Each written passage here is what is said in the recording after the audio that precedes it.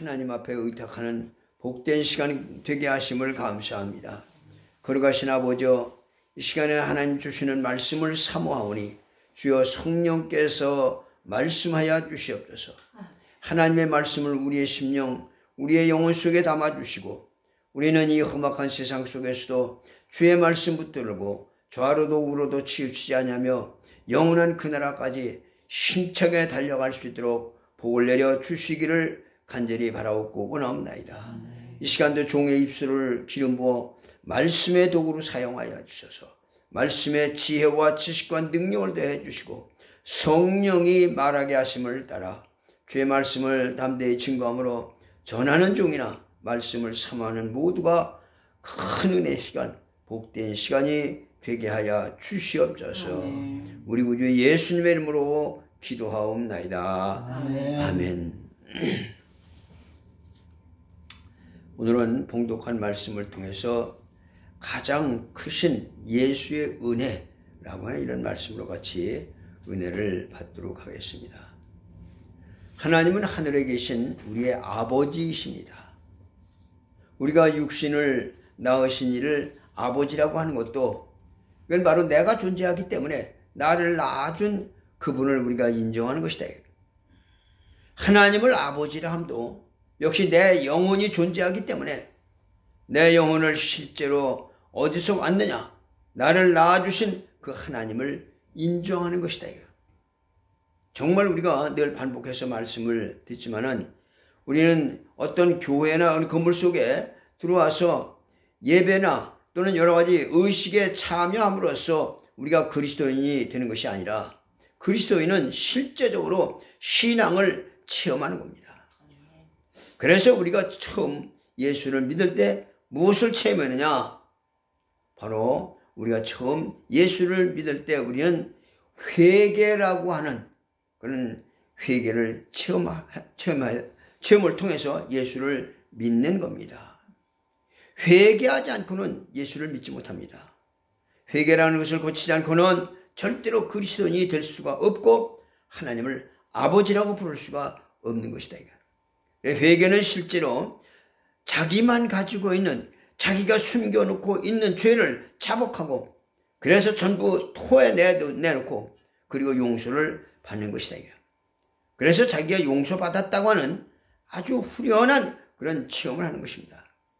그리고 회개하고 이제 세례를 받습니다. 권능을 받죠. 그리고 우리가 이제 예수의 증인이 돼서 전도도 하고 또 교회에서 봉사하는 일을 하기도 하고 또 우리의 믿음은 이렇게 아주 분명한 몇 단계 과정을 거쳐 가면서 체험을 한다. 우리가 이렇게 체험한 것이 이제 성찬식까지 이제 참여를 하게 돼서 그래서 예수의 몸을 기념하고 예수의 피를 기념하고 그리고 주님의 부활하신 그날 바로 오늘 우리는 성일을 우리가 지키면서 이렇게 실제적인 체험을 하는 것이다. 이게 바로 그리스도인입니다. 이렇게 큰 체험을 얻고도 사람들은 그저 간단히 이 은혜를 내버리기도 한다. 그래서 디모데전서 5장 12절에 그랬어요. 처음 믿음을 저버렸으므로 정죄를 받느니라 라고 이렇게 말했고 또 디모데전서 4장 1절 2절 보면 그랬어요.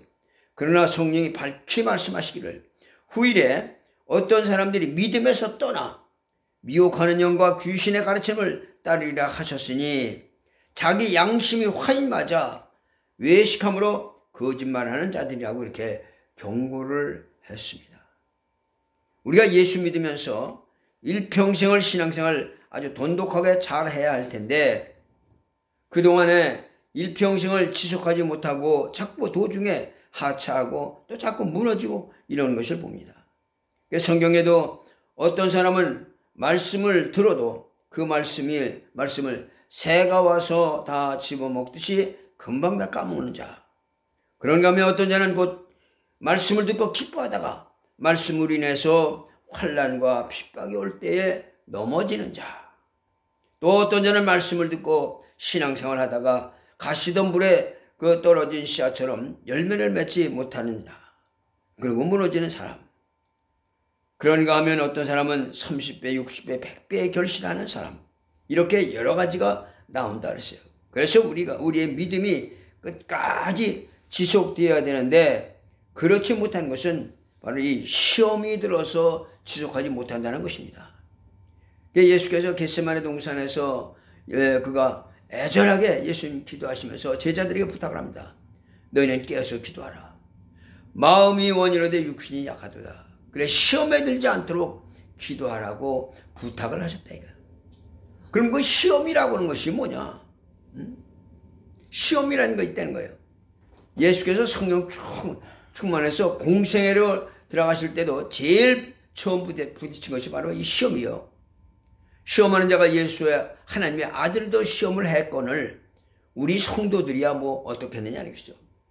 그래서 우리가 일생 동안 시험만 들지 않으면 얼마나 좋을까. 우리가 예수 안 믿을 때는 교인이라고 하는 것은 다 천사 같은 줄 알았어요. 그런데 시험이란 상상도 못했죠. 근데 교회에 나와서 신앙생활을 하면서 몇 개월 지나고 나니까 시험이란 이야기를 이제 듣게 된다. 그 시험이란 말은 교회에 처음 들었어요. 보통 우리는 시험이라고 하면 학교에서 시험 보는 그런 학생들이 보는 걸로 생각을 했는데 신앙생활을 하면서 보니까 사람들이 그 신앙생활을 하다가 타락을 하고 또 나태해지고 이런 것을 말한다 이게요. 미국 교인들은 신방이라는 말이 없다는 거예요. 일본도. 근데 한국 교회만 있습니다. 한국 교회는 신방 문제 또는 구역 예배 문제 그걸 외국 사람들이 그걸 배우려고 교회 성장 세미나에 와서 그렇게 배우려고 한다 이게요. 왜? 교회가 막 한국 교회가 막 부흥되고 있으니까. 신방이라고 하는 것은 한국 사람들의 문화입니다. 신방은 시험 든 사람들이 그렇게 많기 때문에 그저 찾아가야 된다 이거예요. 구역장이 찾아가고 교육자가 찾아가고 그저 시험 든 사람을 찾아가는 것이 이 신방이거든요. 구역장 하면서 시험 든 사람을 찾아가서 애쓰고 권면하고 데려오는 이런 사람이 있기 때문에 그나마 신앙생활을 유지한다 이거예요. 근데 시험 한번 들어본 사람들은 그게 유혹이 돼가지고 계속 또 그렇게 시험 들어요. 우리는 신앙생활도 성실하게 하는 사람이 복을 받고 세상에서 성실한 사람이 성공을 합니다. 하나님은 그런 사람을 도우신다 이게요. 미국에 우리 한국 사람이 가서 성공한 사람들이 많이 있습니다. 그 중에 이 사업가로 크게 성공을 한 백영중 씨라고 하는 사람이 있어요. 이 사람은 LA에 있는 그 박종무 목사님 교회에 심호하는 그런 장로님인데 이 장로님이 철강왕이다 이게요. 이분은 북한에서 신앙생활 때문에 쫓겨나서 여기 왔지만 있을 곳이 없었고 미국으로 갔어요. 이분이 책을 냈는데 그 책에 뭐냐? No money, no English. 무슨 말이냐? 이분은 돈 한 푼 없고 영어 한마디 할 줄 모르지만 미국의 철강, 경량 철강의 60%를 차지하고 있다는 거예요. 그러니까 이 큰 그런 시장의 0.1%도 이것은 대단한데 60%를 차지한다고 하는 것은 뭐 이건 거의 미국을 정복한 거죠. 그럼 비결이 뭐냐 이거야. 영어도 할 줄 모르고 자본주의 시장에서 돈도 없이 어떻게 그렇게 성공을 할 수 있었단 말이냐 이거예요. 그건 바로 성실입니다. 바로 진실이다 이게. 성실보다 더 큰 미천이 없다는 것입니다. 백이 없습니까? 성실보다 더 큰 백이 없다는 거예요. 성실한 사람은 하나님이 도우십니다. 성실이 최고의 웅변이요. 성실이 최고의 자본이요. 최고의 PR이라는 것이죠. 그래서 이분은 그 장사를 해도 자기가 돈을 버는데 맞추질 않냐고. 그리고 손님이 와서 물건을 사려고 하면은 나쁜 것은 이거 사지 말라고 이렇게 한다는 거예요. 보통 장사꾼들이 좋지 않은 그런 것은 손님에게 또 넘기려고 하죠. 그러나 이 사람은 그러지 않았어요. 그래서 이것은 사지 마시라고. 이건 조금 좋지 못하다고. 며칠 후에 좋은 물건이 나올 거예요. 그때 알려주면 그때 와서 사라고. 그래서 사흘 후에 오세요. 이렇게 좋은 물건을 그때 좋은 물건이 나오면 그때 사세요. 이렇게 알려준다는 것입니다. 그리고 이건 꼭 사세요. 한 달 후에는 이것이 가격이 오릅니다. 이렇게 해서 그 손님들에게 돈을 벌어주도록 이렇게 해줬다는 것입니다. 그러니까 성실한 한 달은 모릅니다. 1년, 2년도 잘 겨우 주변 사람들이 알아요. 5년, 10년이 지나니까 미국 전역이 아는 것이다. 빠른 사람은 금방 드러나죠. 재치가 있고 기술이 좋고 수단 부리는 이런 사람은 금방 드러나죠. 근데 성실한 사람은 깊이 땅속에 있다가 천천히 싹이 터져서 나오듯이 시간이 좀 늦죠. 그러나 그 시간이 기초를 닦는 시간이요. 그 기초에 선 기업이 흔들리지 않고 큰 일을 할 수 있다. 어떻게 돈을 벌려고 하느냐. 머리 빨리 돌리고 사람들을 이용하고 수단과 방법을 가리지 않고 내 주머니에만 돈을 넣으려고 앞만 바라보는 이런 기업은 오래갈 수가 없다는 것입니다. 그 사람에 대한 이미지가 나쁘기 때문에 아주 걸어가는 것도 보기 좋지가 않게 보인다 이거예요. 그래서 신용을 얻으라는 것입니다. 성실을 얻으라는 거예요. 이것이 바로 회복돼야 된다는 것입니다. 이렇게 되면 모든 것이 다 회복될 것이다 하는 것입니다. 성실이 떠나서는 어떤 것도 승리할 수가 없다는 것입니다. 조금만 잘 되면 그냥 교만하고 그 다음에 게으르고 주어진 일을 경홀히 여기는 이런 사람들이 많이 있어요. 잘 될수록 겸손하고 성실한 사람은 하나님을 경외합니다. 성실한 사람은 잘 믿을 수밖에 없어요. 성실한 사람은 기뻐하지 않을 수가 없습니다. 인생을 도박으로 살아가는 사람은 하나님도 없고 아무것도 없어요. 신앙생활은 시험 들면 성실을 잃어버리고 타락을 하게 되는 것입니다. 그래서 사람들은 시험 들지 않도록 하라고 우리 주님 부탁하셨습니다. 예수께서 내가 이제 예루살렘에 올라가 결박을 당하고 마침내 잡혀 죽을 것이라고 말씀할 때 베드로가 뭐라 그랬어요? 주여 그리마옵소서. 이 일이 결코 주에게 미치지 아니하리다 라고 할 때 우리 주님은 베드로를 책망했습니다. 사단아 내 뒤로 물러라. 베드로는 예수님을 위로하고 협조하는 의미로 말을 했지만은 예수께서 사단아 내 뒤로 물러가라. 네가 나를 넘어지게 하는 자다. 이렇게 말씀하셨대요. 사단은 시험하는 자입니다. 누가복음 22장 31절은 그랬어요. 시몬아 시몬아 보라 사단이 너를 밀가부로도 타려고 너를 요구하였느니라 라고 이렇게 말했습니다. 사단은 하나님 베드로를 내게 내주십시오. 내가 그를 밀가부로도 시험해 보겠습니다. 지금 예수님을 주여 주여 하고 따라다니지만 저 거짓말이에요. 내가 시험을 할 테니까 나에게 넘기시오. 내가 버리장머리 고쳐놓겠습니다. 이렇게 밀가부로도 청구를 한다고 했어요. 그러나 우리 주님은 내가 하나님께 기도했느니라. 누가복음 22장 32절은 그랬어요. 그러나 내가 너를 위하여 내 믿음이 떨어지지 않기를 기도하였느니 너는 돌이킨 후에 내 형제를 굳게 하라 라고 이렇게 말씀을 하셨던 것입니다. 이와 같이 사단이 베드로를 시험하려고 이렇게 밀가부로도 타려고 청구를 했다는 거예요. 오늘 우리도 그렇게 청구한다는 것입니다. 하나님 기마무게 이하무게 저들이 신앙생활 잘한다고 껐떡거리지만 거짓말입니다. 내게 맡기십시오. 내가 그 속내를 다 드러내리다 하고 막 청구를 한다.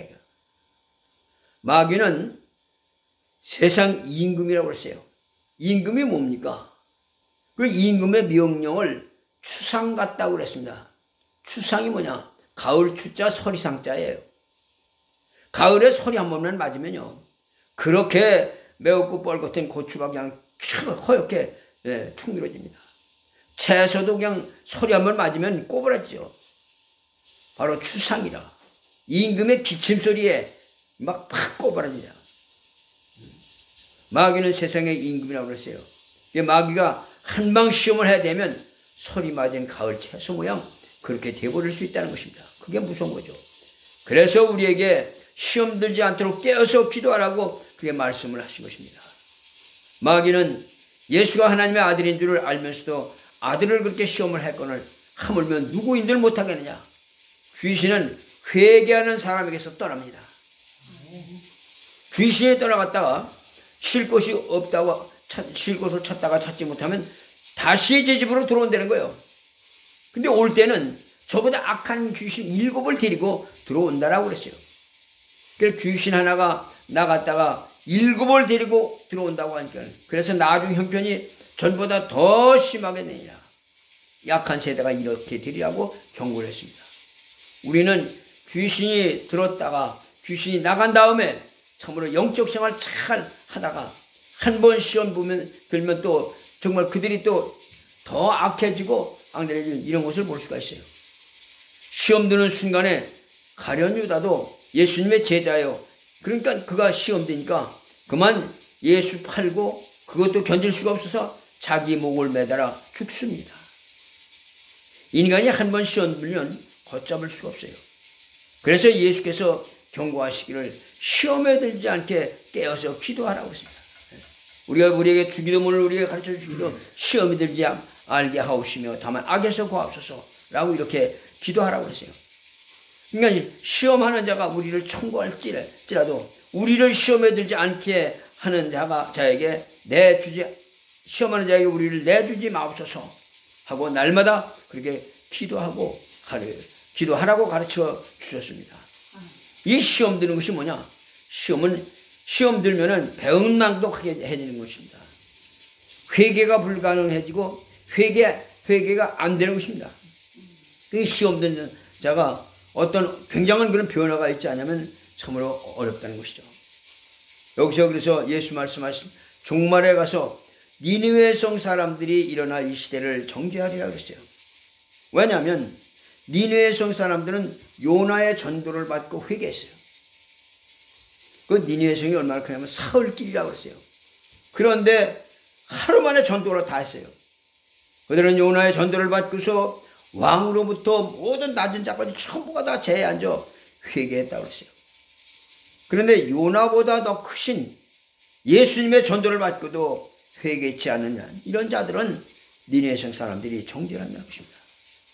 오늘 우리는 율법에서 해방되었다고 그러죠.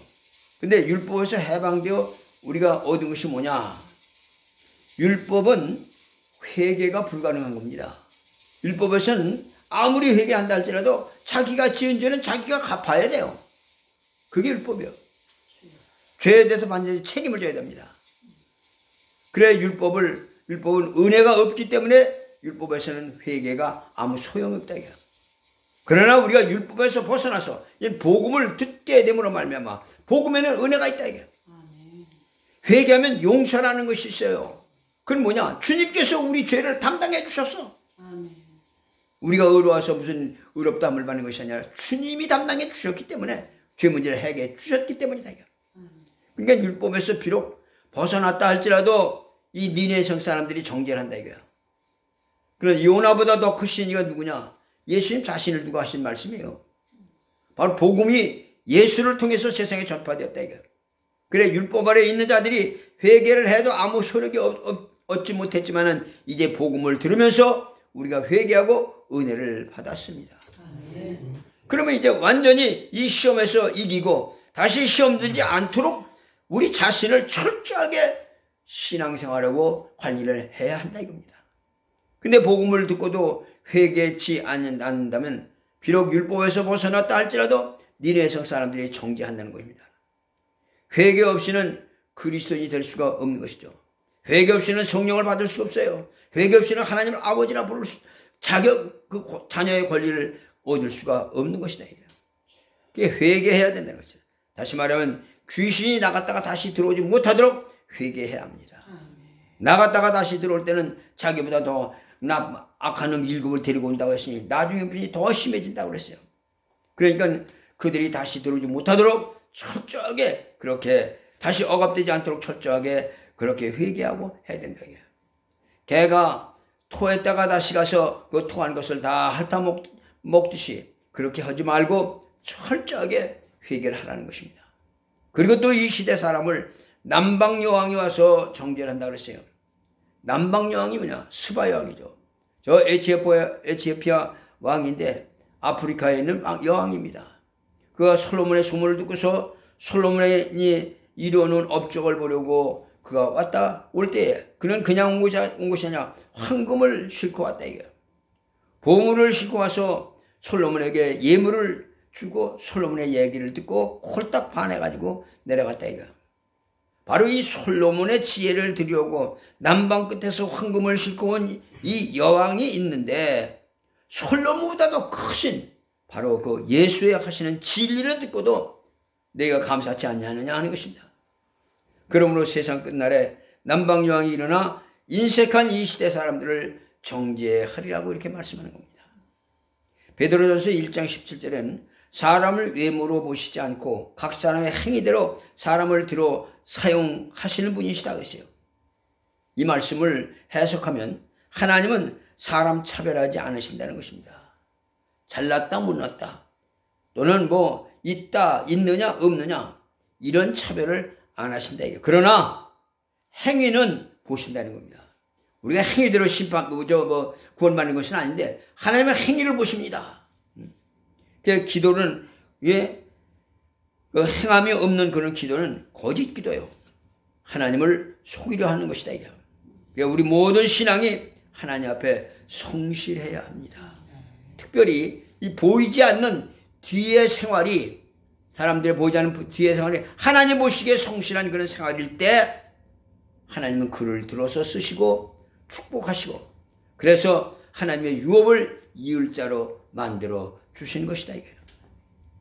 우리가 잘 사는 길이 뭐냐? 바로 성실입니다. 잘 되는 길이 무엇이냐? 행복의 길이 무엇이냐? 바로 성실한 삶이다 하는 것입니다. 어떤 사람은 돈이 있어야 돈을 벌지 돈이 돈을 번다고 이렇게 말을 합니다만은 아닙니다. 경제 원리를 꼭 그렇게 생각해서만은 안 된다. 성실하면 돈이 따라옵니다. 성실한 사람이 잘 됩니다. 성실한 사람이 큰일을 한다 이거야. 슈바이처 박사를 어떤 사람이 찾아가서 누가 물었어요. 우리에게 가장 중요한 것이 무엇입니까? 한마디로 말해 주십시오. 라고 이렇게 하니까 이 슈바이처 박사가 뭐라고 하냐면 한우물을 팔아. 이렇게 말했던 것입니다. 성실하게 한평생을 한우물을 파야 할 것을 말했습니다. 여기 팠다가 저기 팠다가 이것 쓰시고 저기 쓰고 이렇게 해서는 안 된다는 것입니다. 한우물을 파면 그 우물에는 샘이 솟아나는 것이다. 생수를 발견할 수가 있다는 것입니다. 신앙도 한 우물을 파고 성공도 한 우물에서 축복도 한 우물에서 은혜도 한 우물이다. 어느 집에 가난한 소년이 점원으로 들어갔어요. 그 점원을 이제 하나의 정원을 가꾸는 그런 일을 맡겼습니다.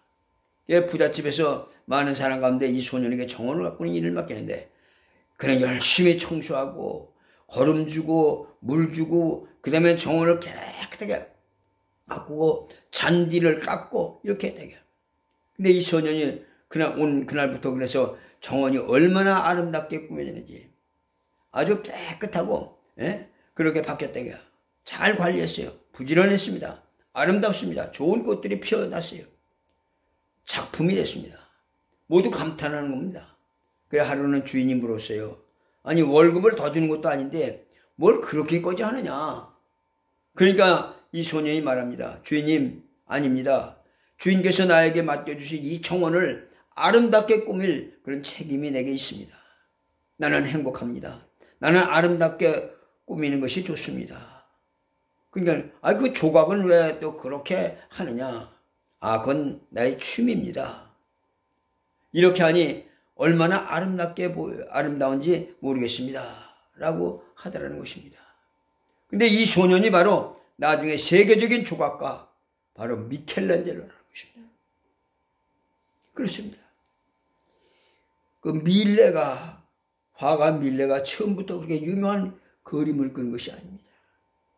아주 보잘것없는 무명의 밥도 못 먹는 그런 시골에서 그림을 그렸지만은 그런 감사함으로 열심히 그림을 그린 결과 그렇게 밀레는 잘 되게 됐던 것입니다.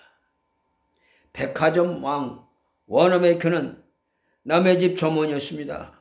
심부름을 열심히 하면서 많은 사람들이 이것은 여기서 사가고 저것은 저기서 사가고 이렇게 하는 것을 보고서 모든 물건을 한 곳에서 사가면 얼마나 편리할까, 이렇게 생각을 해서 그가 한 것이 바로 백화점이 탄생이 된 것입니다.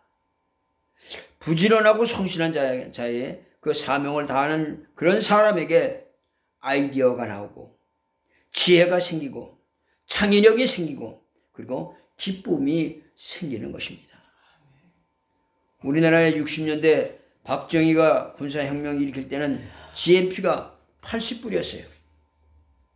지금은 우리는 3만 불이 넘는 이런 그 시대를 살고 있습니다. 그러니까 그 당시에 80불이라는 것이 그때 그 생활이 어떠한가 하는 것을 우리가 생각해 볼 수가 있죠. 우리는 50년대, 60년대에는 우리나라가 참으로 혼돈과 그 수렁의 아주 시대였습니다. 그리고 헌금을 내도 그때는 아주 꼬기꼬기 해가지고서 그냥 그렇게 내니까 그때 부흥사들이 교회마다 부흥회를 하면서 그다음에 돈을 데려서 이렇게 내는 그런 운동을 했다 이거예요.